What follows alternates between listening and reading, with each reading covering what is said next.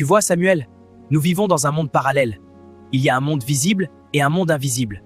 Le monde visible, c'est là où nous vivons. C'est ce que nous voyons et ce que nous pouvons toucher. Donc toi, Samuel, tu es fait de visible et d'invisible. Le visible, c'est ta chair, ton corps, et l'invisible, c'est ton esprit. Le monde physique est une copie du monde spirituel. Tout ce que nous avons dans le monde physique, nous l'avons dans le monde spirituel. Les voitures, les immeubles, les écoles et tout ce que tu peux voir ici. Mais comment je fais si je veux aller là-bas? On y va en esprit. Il y a deux moyens. Soit tu utilises le chemin de Dieu qui est le Saint-Esprit, soit tu utilises le mauvais chemin qui est celui des esprits malins. Le chemin de Dieu, c'est à travers la prière au nom de Jésus-Christ. Et le mauvais chemin, c'est les marabouts et toutes les pratiques qui n'invoquent pas Jésus-Christ. Dans le monde invisible, il y a deux royaumes. Le royaume de Dieu et le royaume de Satan. Mais Dieu est souverain au-dessus de tout. Même s'il y a deux royaumes, c'est lui qui a le dernier mot. Rien ne se passe sans qu'il le permette. Et qu'est-ce qu'il y a dans les deux royaumes? Le royaume de Dieu, c'est là où on trouve les gens qui obéissent à Dieu. C'est le royaume de la lumière.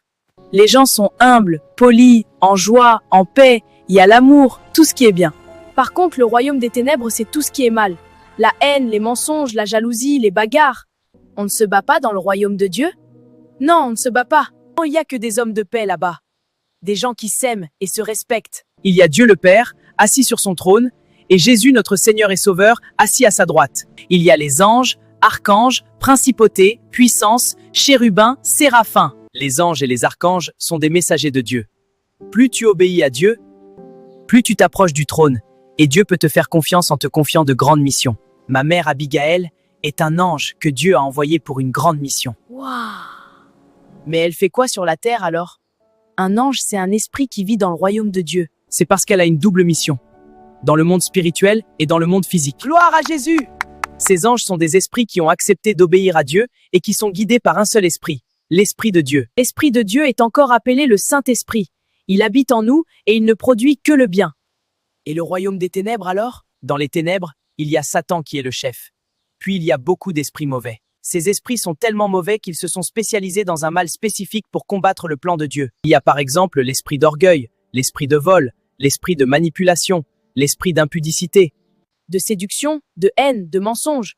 Tous ces esprits obéissent à un maître, qui est Satan. La barre, plus tu fais des sacrifices, plus tu montes en grade. La dimension du mal que tu fais te qualifie auprès de Satan. On y retrouve tous ceux qui ont rejeté Dieu, ceux qui ont fermé totalement leur cœur à lui. Par exemple, quelqu'un qui entre volontairement dans une loge pour nuire aux autres, ou quelqu'un qui va chez un marabout pour faire du mal.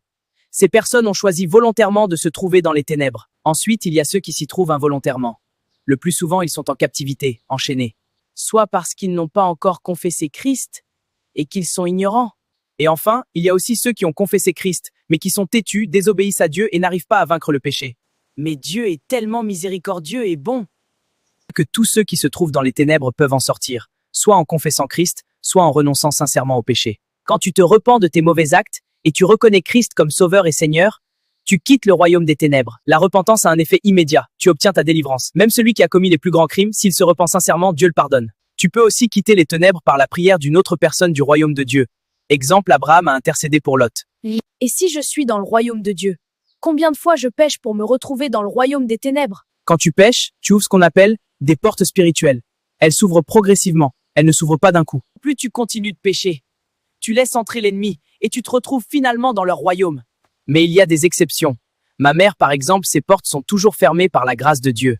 Mais elle se retrouve parfois dans le royaume des ténèbres pour une mission spécifique. Waouh, mais comment elle fait pour y aller là-bas? C'est pas dangereux pour elle? Ah, je te l'ai déjà dit. Un chrétien va dans le monde spirituel grâce au Saint-Esprit. Ne t'inquiète pas, tant qu'elle n'ouvre pas les portes. Elle est protégée. Dieu l'a équipée pour la mission. Et les deux royaumes alors? Comment est-ce qu'ils cohabitent? Ils se font la guerre? Ah, voilà, c'est ici que ça devient intéressant. C'est là que s'explique notre existence. Oui, les deux royaumes sont continuellement en train de combattre dans un endroit qu'on peut concrètement appeler le monde spirituel. C'est exactement notre monde physique, mais dans l'invisible, où tous les esprits y vivent. Le mal et le bien se font la guerre. Cet endroit où nous sommes, il y a ça là-bas. Toi, tu es là-bas, ta maison est là-bas, moi je suis là-bas, tout le monde sur la terre est là-bas, mais en esprit. Mais toi, comme tu fais le bien, tu es du royaume de Dieu. Et le marabout du quartier, lui, il est là-bas, mais du royaume des ténèbres. C'est la même chose dans le monde physique. On est tous mélangés, mais chacun sait à quel royaume il appartient. Ta mère, dans le monde spirituel, elle est allée dans le royaume des ténèbres. Et comme tout ce qui est spirituel et physique, C'est où les ténèbres sur la terre? Bonne question. Voir les ténèbres comme un endroit dédié à Satan ou comme un endroit où c'est Satan qui règne et domine. Ça peut être par exemple chez un marabout, dans une boîte de nuit, une fausse église et même beaucoup de réunions dans nos quartiers. Par abus de langage, on peut appeler tous ces lieux le monde. Caïn avait un cœur qui avait complètement rejeté Dieu. Abel est allé dans le monde, entre parenthèses, le champ de Caïn, et il est mort. Mais tellement le mal nous entoure qu'on peut considérer notre monde ténébreux. On y vit, mais nous ne sommes pas de ce monde. Le Seigneur lui-même l'a dit. Et si le royaume des ténèbres domine la terre, il n'y a donc pas un royaume de Dieu sur terre? Les gens ne cherchent qu'à dominer sur l'autre. Même une vraie église, ça n'existe presque pas. Fais de ton corps le royaume de Dieu. Ou bien le chez toi avec ta famille, un asile de paix et d'amour. Donc nous sommes sur un terrain de combat entre le bien et le mal. Mais le plus grand combat se joue dans le monde spirituel. Et nous devons combattre le mal en obéissant aux commandements de Dieu pour accomplir notre destinée.